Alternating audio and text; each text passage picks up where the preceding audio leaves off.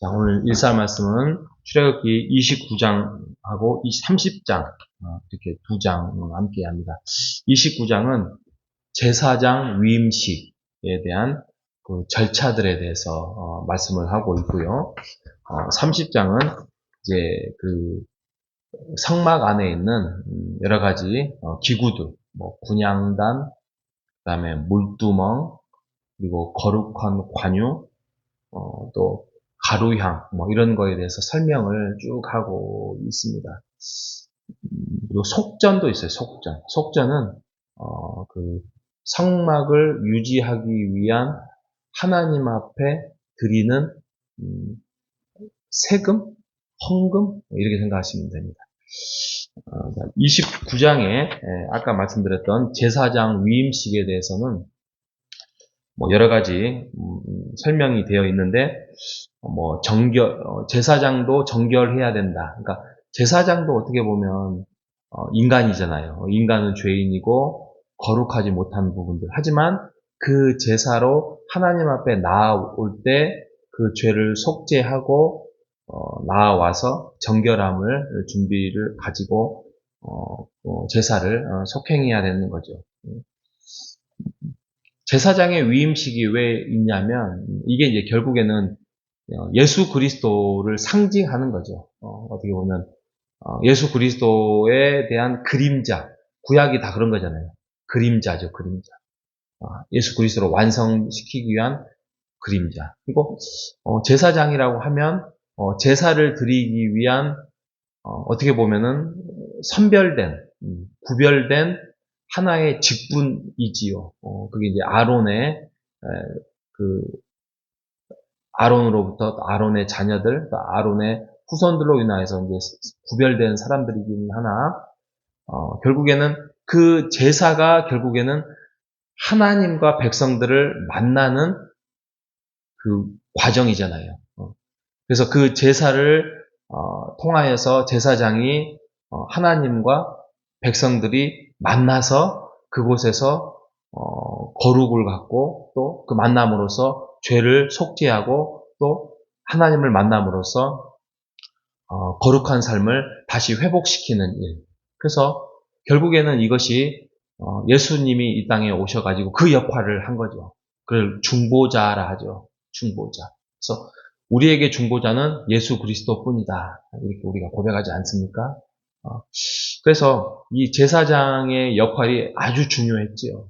그래서 제사장도 죄에 대해서 해결하지 않거나 또 잘못된 제사를 드리거나 그러면 바로 죽음을 당하죠.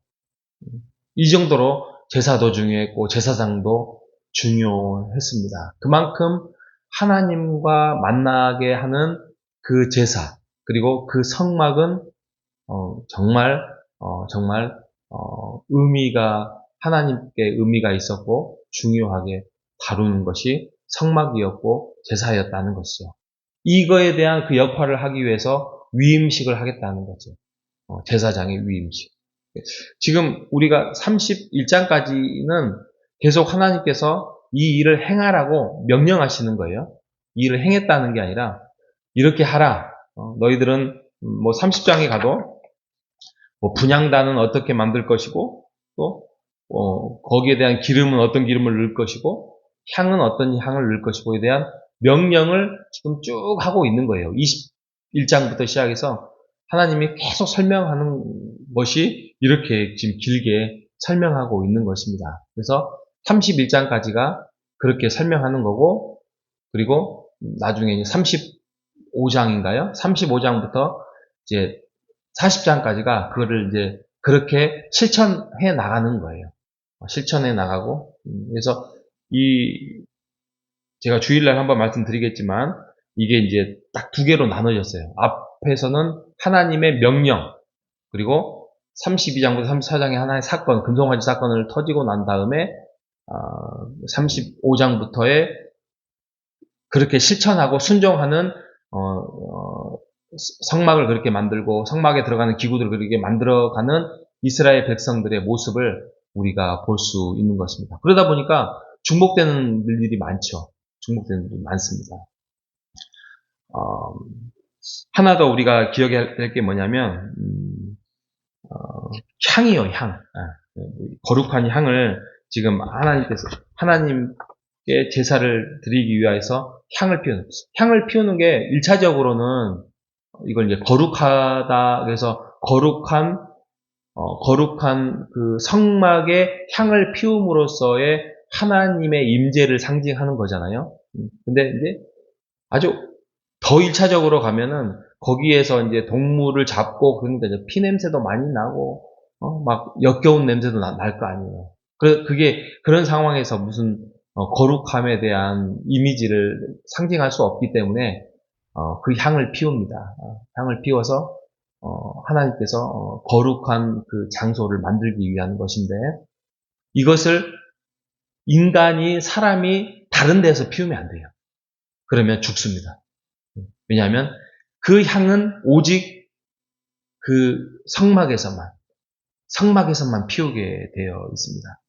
근데 이게 나중에 그 향이 요한계시록에 가면 이게 성도의 기도다 이렇게 말을 합니다. 그래서 향은 성도의 기도, 성전에 나와서 하나님 앞에 아뢰고 그런 것들의 기도가 향이 됐다는 거예요. 그러니까 기도는 거룩하다 이렇게 안 되죠.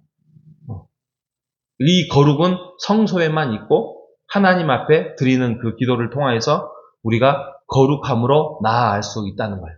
그러니까 우리에게 기도라는 것은 어마어마하게 중요하다 이렇게 우리가 생각해 볼 수 있는 거죠. 기도의 중요성. 그러니까 기도를 우리가 행할 때에 우리가 신약 시대에 와서 예수님으로 인하여서 자유와 기쁨과 은혜를 우리가 누릴 수 있는 어떤 그 환경과 조건은 있습니다. 그래서 부족한 사람들조차도 또 실수할 수 있는 기도조차도 하나님께서 그걸 들으시지만 우리가 어느 정도의 하나님 앞에서 죄인이지만 그래도 성숙한 신자로서 선다면 기도의 소중함을 그 정도로 우리가 알아야 될 것입니다. 기도가 어느 정도 중요하다는 것을 우리가 알아야 될 것입니다. 그 말은 기도를 행할 때 하나님의 방법대로 우리가 행해야 된다는 것이죠. 여러분, 기도의 하나님의 방법이라고 했는데 가장 모델링이 뭐죠? 주님이 가르쳐 주신 기도죠. 그죠? 그래서 우리가 주기도문이라고 하죠. 이 주기도문이 기준이 되고요. 이게 모델이 되는 것이죠. 그래서 우리가 뭐 짧게 주기도문이 이렇게 해서 우리가 매일 이렇게 새벽에도 하고 또 우리가 예배할 때마다 하고 이제 그러고 있지만 그 주기도문이 가지고 있는 그 정신, 앞에서는 하나님 나라와 하나님의 영광과 찬양을 드리겠다는 그 거룩, 뒷부분은 우리가 하나님께 아래에는 그러한 일용할 양식과 또 우리의 어떤 죄에 대해서 용서해 달라는 것들을 아뢰는 것입니다. 그래서 우리가 늘 주기도문 내서 늘 깨어서 우리가 한 번쯤은 묵상하고 또 읽어보고 또 찾아보고 해야 될 것입니다. 다시 한번 정리를 하면 향은 기도를 말하는 것, 성도의 기도를 말하는데 그게 거룩하다는 것이죠. 근데 이 향이 성소에만 피어졌다는 것은 하나님의 자녀에게만 속해진 거고, 그게 기도는 하나님의 자녀만이 할 수 있는 거룩한 행위다. 근데 이 거룩한 기도의 중요성의 모델링은 주기도문이다. 그래서 우리가 주기도문에 대해서 항상 소중히 여기고, 그거에 대해서 기준이 되고 모델이 되었다. 이렇게 우리가 주기도문을 향을 통하여서 정리할 수 있는 것입니다.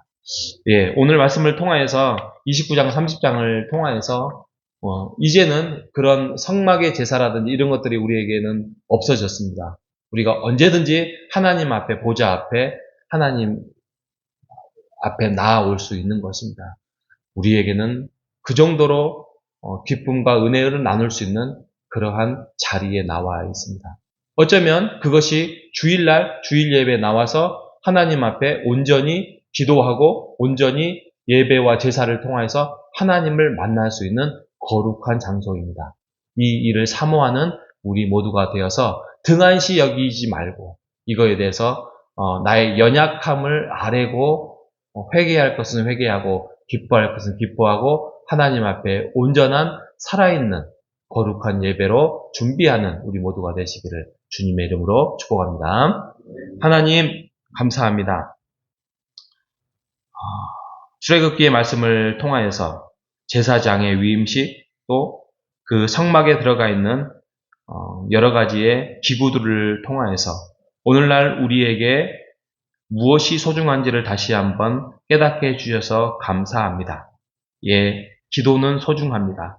특히 하나님 예수님께서 우리에게 가르쳐 주신 주기도문을 우리가 소중히 여겨서 날마다 묵상하고 되새김하고 또 거룩하게 여겨서 우리 또한 이제는 제사는 없지만 날마다 영적인 제사로 하나님께 예배자로 서게 하여 주시옵소서.